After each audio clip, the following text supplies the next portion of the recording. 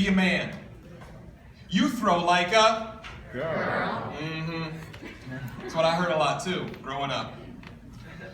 And it made me think, I just don't understand why we have this definition, why we have this feeling of what men have to be. Because here's what I know, is that I'm a bit of a geek. I'm a bit of a nerd. And to prove it to you, to get some street cred with my fellow geeks and nerds, this is me with Stan Lee. This is me with an X-Men 1963 signed edition. That's me in Teenage Mutant Ninja Turtles 2, the first one in the back in the 90s, popping out of my Loot Crate subscription box. And just to go from street cred to actual academic cred, I actually had a course through the Smithsonian Institute on superheroes and pop culture and their rise and effect on pop culture. So you're welcome in advance that I actually know a little bit of what I'm talking about tonight. So I want to talk about the difference between Marvel and DC. Now I'm not going to get too into this for those who I know it's about to get real, y'all. So I'm not talking about movies and some studio failure versus some studio success. I'm actually going to talk about some of the history. Because in the late 20s, early 30s, we were introduced to Superman. A man who was legitimately perfect. Nothing could harm him. He was invulnerable. He was invincible. And the sun fixed him. We were also introduced in the late 20s, early 30s to Batman, who actually, in his first iteration, was only there to protect Gotham's elite from crimes. Interesting. Fast forward to the early 60s, Marvel starts to launch. Stan Lee is given full control over what he's able to do, and he launches a little bit more of a flawed hero. The Fantastic Four is a group of family. The X-Men are born different because they're mutants. Spider-Man is a teenager and has all the teenage angst. Iron Man at one point had an alcohol problem. And throughout all of this, more people started to read Marvel because all of a sudden our heroes weren't perfect.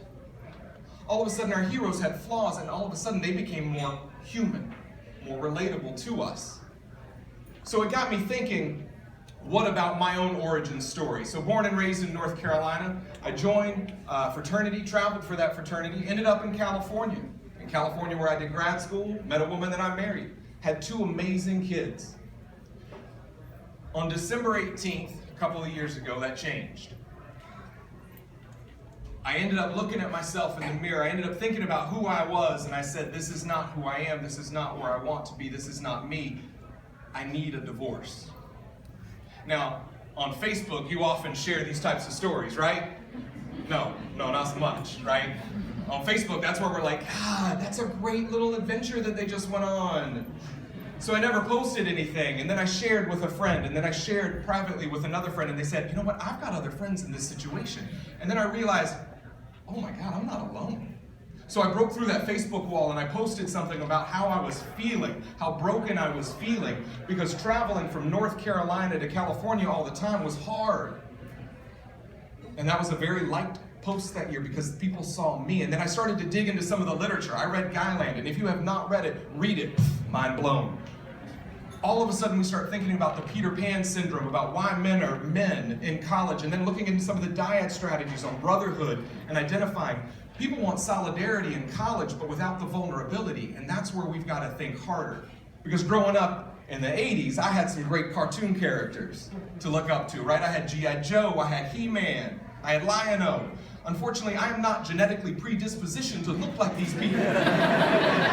So already I knew I'm not quite that man. Now, I mentioned my kids because I love my kids. And here's my thing about Carter, is that Carter is my punishment for being short-tempered. Because he wears his emotions not on his sleeve, but from head to toe. He will literally melt down. Carter, where's your shoes? I don't know where my shoes are. Right? And as I was thinking and posting on Facebook about traveling, I'm Southwest's best friend right now, right? I'm traveling from North Carolina to California at least once a month. Jet lagger's a real thing, people. So I started thinking, and people are like, oh my God, you're such a super dad for what you do. And all I think of is every time I leave, I'm in tears in LAX.